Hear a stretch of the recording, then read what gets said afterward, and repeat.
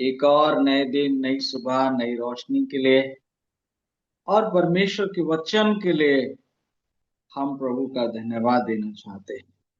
ये वचन ही वो माध्यम है जिसके द्वारा हम प्रभु को सुन पाते हैं, प्रभु की बातों को समझ पाते हैं। और ये तब तक हमारे लिए माध्यम बना रहेगा जब तक हम स्वर्ग नहीं पहुंच जाते, जब तक हम प्रकाशित वाक्य 21 अध्याय में नहीं पहुंच जाते, तब तक ये हमारे लिए एक सहारा बना रहेगा। तो पहली चीज आज की सुबह आपके साथ साझा करना चाहता हूं, तो ये है कि इस वचन को हम महत्व दें, इस वचन को हम प्रिय जाने, इस वचन को हमेशा अपने साथ रखें। और जब जब कुछ समझ में ना आए तो वचन में जाएं, खुद से सवाल करें, इस मामले में वचन क्या कहता है।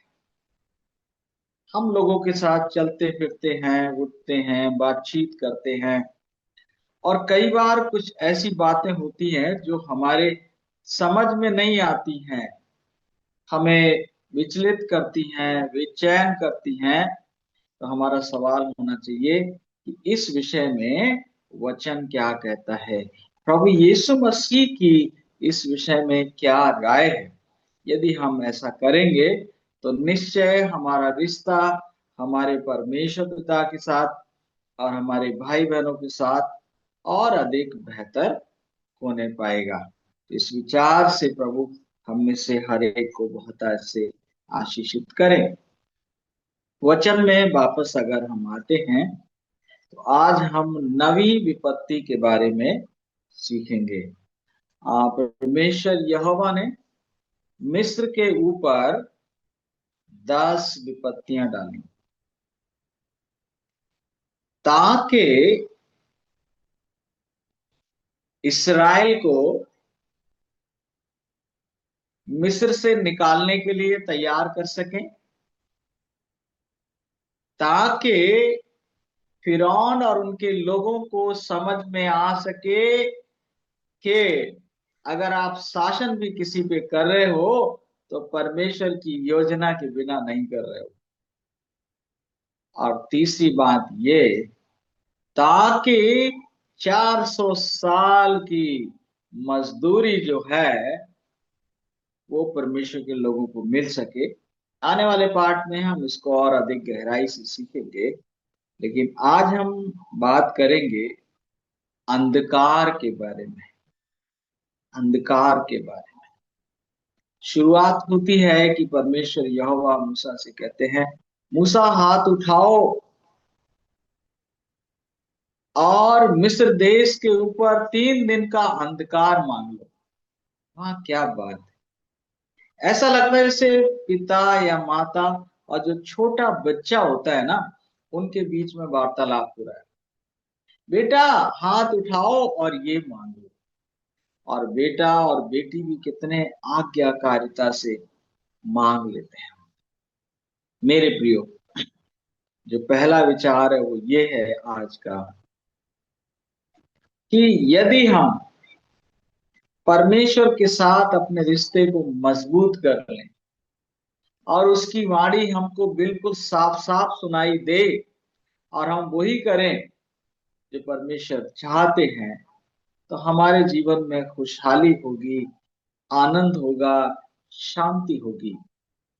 टकराव जब पैदा होता है, परमेश्वर हमें कुछ और देना चाहते हैं, हम कुछ और चाहते हैं, और वहां एक टकराव पैदा होता है। उस टकराव से सारी समस्याएं पैदा हो जाती हैं। तो आइए मैं और आप परमेश्वर के साथ वो रिश्ता डेवलप करें। कल हमने इसके बारे में काफी बात की है, आज मैं दोहरा रहा हूं। हम एक ऐसा रिश्ता बनाएं परमेश्वर से कि हम वही मांगे जो पिता हमें देना चाहता है, क्योंकि पिता भला है। वचन कहता है यहोवा भला है, और यहोवा जो कुछ करता है भला करता है, भलाई के लिए करता है। हमारे प्रभु यीशु मसीह को आप देखिए, जो कुछ उन्होंने किया भला किया और भलाई के लिए किया। तो हम परमेश्वर के ऊपर भरोसा कर सकते हैं, और धन्य है वे जो परमेश्वर के ऊपर भरोसा करते हैं। आज का वचन आगे बढ़ता है, और पहला विचार मैंने आपके साथ साझा कर दिया कि हम अगर परमेश्वर के साथ अपने रिश्ते को बना लेंगे तो हमारे जीवन से कलह, कलेश, डर, भय, चिंता, घबराहट, ये सब निकल जाएगी। और बीमारियों की जड़ यही, वो कुछ और चाहता है, हम कुछ और चाहते हैं, और उसमें हम कुड़ते रहते हैं, घुलते रहते हैं, झगड़ा करते रहते हैं। कई बार हम तो ऐसे भी सुना गया है, लोग कहते हैं पता नहीं परमेश्वर को मुझसे क्या दुश्मनी है, मेरा ही काम क्यों खराब हो जाता है, मेरा ही मुझे ही कामयाबी क्यों नहीं मिलती। तो ये पहला विचार है, अगर हम पिता पर भरोसा करेंगे तो हम वही मांगेंगे जो वो हमें देना चाहता है, और बहुत आसानी से मिल जाएगा। बस आप मांगोगे और मिल जाएगा।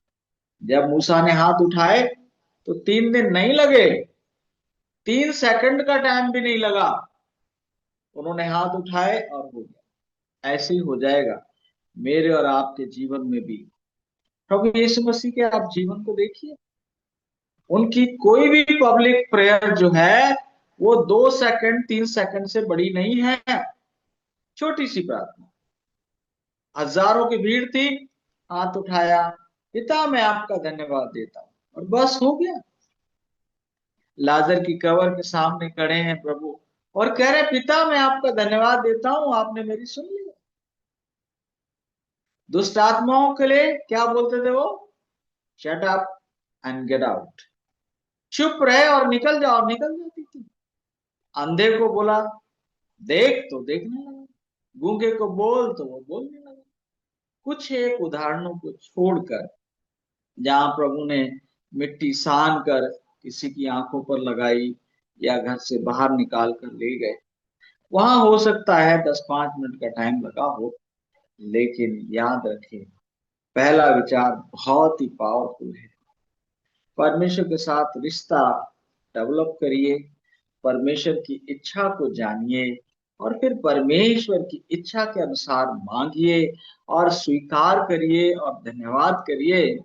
तो आपके जीवन में सुकून, शांति, आराम होगा, आनंद होगा, और आप उन तमाम बीमारियों से, उन तमाम दुर्घटनाओं से बच जाएंगे जो बेचैन लोगों के जीवन में आती हैं। और बेचैन क्यों होते हैं? हम कुछ और मांग रहे हैं, वो कुछ और देना चाह रहे हैं। अगली बात ये है, हम सीख रहे हैं पिछली पहली विपत्ति से लेकर, जब भी फिरौन कुछ उनको अनुमति देता है कि तुम चले जाओ, तो कोई ना कोई शर्त रखता है। शर्त क्या हो सकती है? खाली पुरुष चले जाओ, या फिर शर्त ये हो सकती है बहुत दूर मत जाना, या फिर शर्त हो सकती है कि अपने जानवरों को छोड़ जाओ, कभी शर्त हो सकती है कि अपने पत्नी बच्चों को छोड़ जाओ। अलग अलग शर्त रख रहा है फिरौन। लेकिन मूसा क्या कहते हैं? महोदय, हमारे पशुओं का एक खुर भी पीछे नहीं रह जाएगा। दूसरा विचार बहुत ही पावरफुल है। मूसा कह रहे हैं हम अपनी शर्तों पर जाएंगे। आप डिले कर सकते हो, डिनाई नहीं कर सकते। परमेश्वर ने आदेश दिया है, परमेश्वर की इच्छा है कि हम सब कुछ लेकर जाएं। मिस्र में कुछ भी छोड़कर जाना नहीं चाहते हम, तो हम अपनी शर्तों पर जाएंगे। आपकी कोई भी शर्त हमको मंजूर नहीं है। अब दूसरा विचार गौर से सुनिए, आपके ध्यान उधर उधर भटक रहे हैं, वहां मत जाने दीजिए, इधर ध्यान दीजिए गौर से। दूसरा विचार क्या कह रहा है? शैतान समस्या पैदा करता है और फिर आपको समझौता करने के लिए इनवाइट करता है। दुनिया में ऐसे ही होता, जहां जहां शैतान का काम हो रहा है वो आगे आते हैं, प्रॉब्लम क्रिएट करते हैं, और फिर वो जिनके साथ वो समस्याएं हुई हैं उनको बुलाकर बैठाकर क्या करते हैं, समझौता करने का प्रयास करते हैं। जैसे कि मान लिया कि किसी चीज की कीमत बढ़ा दी, 200 रुपये बढ़ा दी। अब आप क्या करेंगे, बातचीत करेंगे, एजिटेशन करेंगे, जुलूस निकालेंगे, विरोध करेंगे। तो वो क्या करेगा, आपको बुलाएगा, अच्छा 200 रुपये ज्यादा हैं, तो चलो भाई ठीक है, हम क्या करते 125 बढ़ा देते, समझौता। और याद रखिए मूसा क्या कह रहे हैं, हम समझौता नहीं करेंगे, हम समझौता नहीं करेंगे। शैतान के साथ समझौता करने की बिल्कुल भी जरूरत नहीं है। बहुत से लोग कहते हैं समझौता कर लेना चाहिए और अंडरस्टैंडिंग के साथ चलना चाहिए। लोग अलग अलग तरह की सलाह देते हैं, और साहब उनकी सलाह बड़ी बुद्धिमानी और समझदारी की लगती है। लेकिन सावधान रहिए, जिन मामलों में परमेश्वर का हुक्म चलना चाहिए, परमेश्वर की आज्ञा चलनी चाहिए, परमेश्वर की मर्जी चलनी चाहिए, वहां पर शैतान से या फिर शैतान के द्वारा बरगलाए हुए बहकाए हुए लोगों से समझौता मत करिए। जब आप शैतान से कहेंगे मेरे घर से निकल जा, तो वो समस्या पैदा करेगा और वो कोशिश करेगा कि आपका एक कमरा उसे मिल जाए, और एक कमरे में वो रहेगा, और फिर वहीं से पूरा धीरे धीरे क्या करेगा, सारी चीजों पर नियंत्रण कर लेगा। शैतान के साथ समझौता नहीं करना है, शैतान के साथ समझौता नहीं करना है। परमेश्वर पिता जो चाहते हैं, परमेश्वर पिता की जो आज्ञा होती है वही करना है। जो वचन के अनुसार ठीक है वही करना है, जो परमेश्वर की आज्ञा के अनुसार ठीक है वही करना है। और मैं आपको बताना चाहता हूं, दुनिया में दुखी लोग, परेशान लोग, असफल लोग कौन है, जो क्या करते हैं, समझौता कर लेते हैं, कॉन्ट्रैक्ट। ये बहुत ही गड़बड़ बात है। मूसा ने, हारून ने कोई समझौता नहीं किया। फिरौन ने समझौते की बात की, लेकिन परमेश्वर ने और उसके लोगों ने कोई समझौता नहीं किया। आप देख लीजिए, यीशु मसीह ने कभी किसी से समझौता नहीं किया। नेहमिया के बारे में कल बताया था हमारे उस बच्चे ने, नेहमिया ने कोई समझौता नहीं किया। जब नेहमिया यरूशलेम की दीवार को बना रहा था, तो विरोधी आए, उन्होंने समस्याएं पैदा की और कह रहे आओ हम समझौता कर लें। उन्होंने कहा नहीं, हम समझौता नहीं करेंगे, जो हो सो हो। क्योंकि हमारा जीवन दांव पे लगा हुआ है मेरे प्रियो। जब आप कहीं जा रहे हैं तो शैतान बोलेगा अपनी कार में बैठा लो, और कार में नहीं बैठा सकते हो तो डिग्गी में बैठा लो, लेकिन अगर आपने डिग्गी में भी बैठा लिया तो वहीं से वो काम को खराब करेगा। तो ये दूसरी बात है कि हमको समझौता नहीं करना है, हमें अपने परमेश्वर के आदेशों का, आज्ञाओं का पालन करना है। और अगला विचार तीसरा है अंधकार। क्या मांगा गया, 3 दिन का अंधकार मांगा गया, और ये अंधकार बहुत ही भयानक बताया गया है। इतना भयानक कि 3 दिन तक कोई इंसान अपनी जगह से उठता नहीं है, सब अपनी जगह हैं, चीजों को टटोला जा रहा है, इतना अंधकार है। तो ये अंधकार किस चीज को दिखाता है और हम इससे कैसे बच सकते हैं, आइए थोड़ी देर हम इसके ऊपर चिंतन और मनन करते हैं। पहली बात नोट करिए, अंधकार कोई चीज नहीं है। अंधकार किसी चीज का नाम नहीं है। अब आप कहेंगे ये तो अजीब बात बता रहे हो भैया, हम तो देख रहे हैं घर में अंधेरा होता है, टॉर्च की जरूरत पड़ती है, ये है वो है।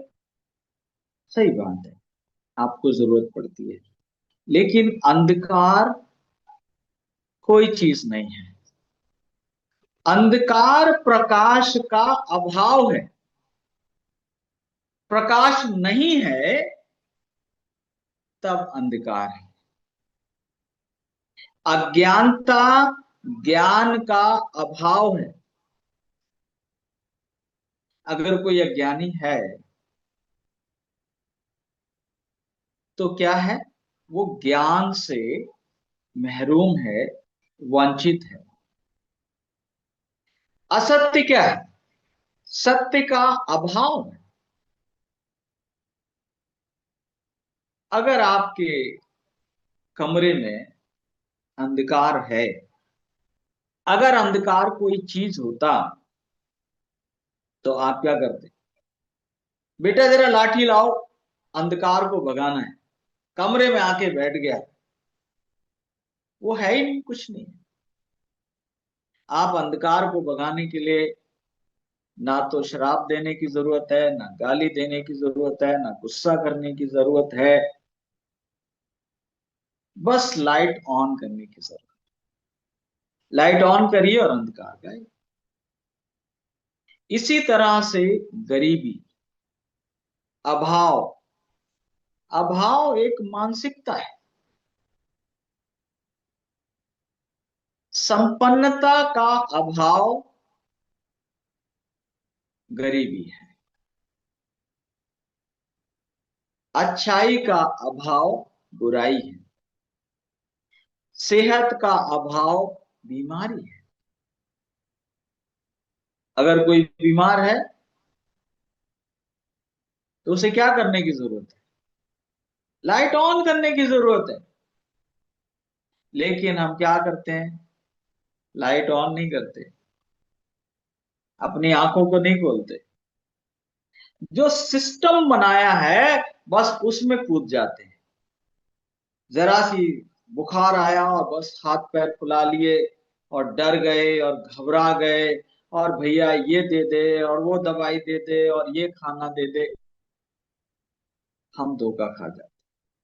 मेरे प्रियो, आज का ये विचार जूम परिवार के लिए जीवन और मरण का सवाल पैदा करता है कि हम अंधकार को कब तक कोई चीज समझते रहेंगे। नहीं, हमको प्रकाश चाहिए। और प्रकाश कौन है? प्रभु यीशु मसीह ने कहा, मैं जगत की ज्योति हूं। हमारा परमेश्वर अगम्य ज्योति में निवास करता है, और परमेश्वर में कोई भी अंधकार नहीं है। और जब हम उसके चेले बन गए तो प्रभु क्या कहता है? तुम भी जगत की ज्योति हो। ये वचन ज्योति है। प्रभु यीशु मसीह ज्योति है, प्रकाश है। हमें इसकी जरूरत है। आपको पता है स्वर्ग में सूरज चांद नहीं होंगे, क्योंकि वहां परमेश्वर की उपस्थिति ही हमारे लिए प्रकाश होगा। ये सूरज चांद सितारे टॉर्च और तमाम चीजों की जरूरत किसको है? उनको जिनके पास यीशु मसीह नहीं है, या जो अभी तक यीशु मसीह की व्यक्तिगत उपस्थिति में नहीं है। एक समय आएगा हम वहां पहुंचने वाले। तो तीसरा विचार जो है वो बहुत खास है। अंधकार अगर आपके जीवन में है तो अंधकार नहीं है, प्रभु का अभाव है। प्रभु की उपस्थिति नहीं है, प्रभु का प्रकाशन नहीं है। अगर आप बीमार हैं तो आप बीमार नहीं हैं। आपकी लाइफ में स्वास्थ्य जो है, सेहत फ्लो नहीं कर रही। सेहत आते ही बीमारियां क्या होंगी? चली जाएंगी। तो मेरे प्रियो, आज एक और विचार इसके साथ में साझा कर रहा हूं कि जब हम प्रकाश की संतान हैं, जब हम परमेश्वर के लोग हैं, तो हमें हमेशा प्रकाश में ही चलना है। प्रकाश में कैसे चलना होगा? चाहे जो सही रास्ता है उसी पर जाना है, नुकसान भी हो जाए तो हो जाए। किसी ने बोला था ये विचार, और आज की सुबह में साझा कर रहा हूं। सत्य पर चलते हुए असफल हो जाइए, ईमानदारी से हार जाइए, वो बेहतर है बजाय इसके कि कोई इंसान बेईमानी से जीत जाए। इसे कहते हैं अंधकार और प्रकाश का द्वंद। जो परमेश्वर की संतान है, वो जो प्रकाश की संतान है, वो प्रकाश में ही चलेंगे। नुकसान हो जाए तो हो जाने दो, असफलता मिले तो मिल जाने दो, लेकिन रास्ता सत्य का ही इख्तियार करेंगे, समझौता नहीं करेंगे। क्योंकि हम परमेश्वर के लोग हैं, हम परमेश्वर की प्रजा हैं, और परमेश्वर ने हमको अपने काम के लिए और अपनी महिमा के लिए तैयार किया है। 2-4 मिनट का टाइम लेकर, जैसा मैं हमेशा आपको हीलिंग टिप्स देता हूं, और आज फिर मैं आपको अंधकार के जरिए से ये बताना चाहता हूं कि अगर आपके जीवन में अभाव है तो अभाव को मत कोसिए। जब हम कलाली में थे तो अपने बच्चों को हमने सिखाया था स्कूल में, अंधकार को क्यों धिक्कारे, अच्छा है एक दीप जलाएं। दीप जलाइए, अंधकार को धिक्कारने की जरूरत नहीं है। असत्य से आपको लड़ने की जरूरत नहीं है, सत्य का दामन पकड़ लीजिए, असत्य अपने आप पराजित हो जाएगा। बलिदान देने पड़ेंगे, घबराइए मत। बलिदान भी आपको आगे लेकर जाएंगे। हम एक नए युग का निर्माण देख रहे हैं। हम एक ऐसे समाज को देख रहे हैं जो स्वस्थ, सुखी और संपन्न होगा, जो प्रेरितों के द्वारा स्थापित की गई कलीसिया के समान होगा, जिसमें लोग एक दूसरे से प्रेम करेंगे और वो एक दूसरे के लिए बलिदान देंगे। एक दूसरे को अंधकार में से निकालने के लिए वो अपने समय और अपने संसाधनों को वो खर्च करेंगे। अतिरिक्त को वो होड़ करके, इकट्ठा करके नहीं रखेंगे। अभाव की मानसिकता वाला व्यक्ति क्या करता है? जब उसे कुछ मिल जाए तो बटोर के रख लेता है, क्योंकि उसे विश्वास नहीं है कि और मिलेगा। लेकिन बहुतायत की मानसिकता वाला व्यक्ति, जैसे ही उसे कुछ मिलता है, वो देखता है और कितने लोग अभाव में हैं, और अगर किसी को जरूरत है तो उनके साथ साझा करता है, शेयर करता है। मेरे प्रियो, अगर हमने चंगा होना है तो पहली चंगाई इससे दिमाग से शुरू होती है, और दिमाग में अगर बीमारी है तो फिर देह में बीमारी अपने आप हो जाती है। और बीमारी कैसे होती है? गलत सोच, अभाव की मानसिकता, गरीबी की मानसिकता, अंधकार पर भरोसा, शैतान से डरना ज्यादा अच्छा है या परमेश्वर का धन्यवाद करना ज्यादा अच्छा है? लोग शैतान से डरते रहते हैं, अरे शैतान है, ये ना कर दे, वो ना कर दे। शैतान से मत डरिए, परमेश्वर को पुकारिए। और जैसे ही परमेश्वर आपके जीवन में आते हैं, शैतान कहीं नजर नहीं आएगा। बीमारी से मत लड़िए, स्वास्थ्य को हासिल करिए। और वो बताया आपको कि कैसे स्वास्थ्य को हासिल करना है।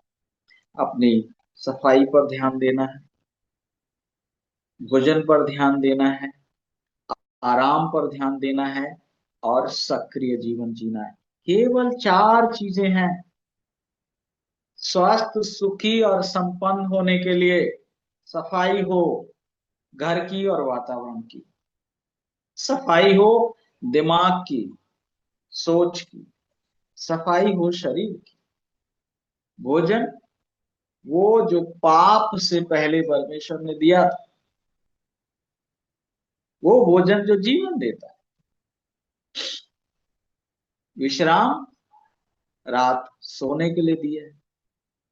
समय से सो जाइए, समय से उठकर प्रभु का धन्यवाद करिए और सक्रिय जीवन, अपने शरीर को गतिमान रखना है। मैं आपको एक विचार देना चाहता हूँ। मेरे साथ कई बार ऐसा होता है कि एक दो बार पाँव में तकलीफ हुई, मतलब सीढ़ियां चढ़ने में परेशानी थी कि पाँव मेरा बोझ नहीं ले रहा था। एक दो बार हुआ ऐसा। और जब मैंने किसी से जिक्र किया तो लोगों ने सलाह दी, आपको साइटिका वाले के पास जाना चाहिए, आपको ये दवाई लेनी चाहिए, आपको ये करना चाहिए, वो करना चाहिए। मैं किसी की नहीं सुनता। बस मैं क्या करता हूं, अपनी जीवन की सक्रियता सक्रियता को बढ़ा देता हूं। पहले मेरी वॉक जो है कितनी होती थी, 25 मिनट की, 20 मिनट की। अब मेरी वॉक हो रही है 50 मिनट की। अब मैं 50 मिनट तक वॉक करने जाता हूँ, 10 मिनट फिजिकल एक्सरसाइज करता हूँ और मैं स्वस्थ हूँ। जब जब मेरे शरीर में बीमारी आई, तकलीफ आई, तो दो काम करता हूँ। एक तो अपना खाना बदलता हूँ, दूसरा अपना सोच बदलता हूँ और अपनी सक्रियता को बढ़ा देता हूँ, और थोड़े दिन में वो बीमारी चली जाती। आप कल्पना करो, ये जो मेरे पाँव की तकलीफ थी कहाँ आई थी, जब हम अजमेर में थे। और अजमेर में हमारे चर्च एल्डर ने कहा, फादर साहब आपको उन वाले डॉक्टर के पास चले जाना। मैंने उनसे तो कुछ नहीं कहा। वो अगले दिन से अपनी वॉक को बढ़ा दिया, घूमना शुरू कर दिया, और समय आया कि वो तकलीफ चली गई। जब आपका शरीर सक्रिय होगा, दिमाग आपका साफ होगा और आपका भोजन सही होगा, पर्याप्त आप विश्राम करेंगे, तो बीमारी जो अंधकार का परिचय है वो आपके शरीर में कहाँ ठहरेगी। अरे जिस तरह से साफ कमरे में मक्खियां नजर नहीं आती, उसी तरह से साफ शरीर के अंदर बीमारियां आपको नजर नहीं आएंगी। प्रभु आज के विचार से मेरे इस प्रिय परिवार को, परमेश्वर के पवित्र लोगों को बहुत ऐसे आशीषित करे। इसको गंभीरता से सुनिए। पास्टर संजीव बहुत मेहनत कर रहे हैं, इसको बार बार सुनिए, दूसरों के साथ साझा करिए। अगर आप चाहते कि जो आपने सीखा आपके दिमाग में रहे, तो 5 लोगों को बताइए। जब आप उनको बताएंगे, वो माने ना माने, लेकिन आपके दिमाग में फिक्स हो जाएंगे। वरना अभी आपने सुनी और कल आप भूल जाएंगे, फिर आपको कोई फायदा नहीं होगा। तो thank you, God bless you all.